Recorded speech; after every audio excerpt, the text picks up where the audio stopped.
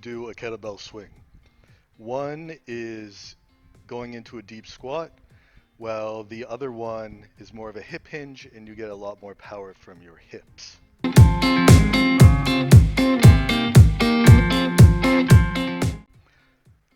In the second picture, you'll see that I'm obviously not as deep.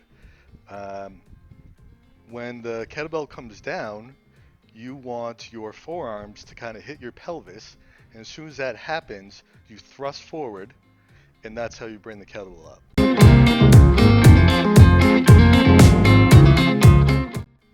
The next exercise I'm going to show you is just a variation on the kettlebell swing where you use one arm.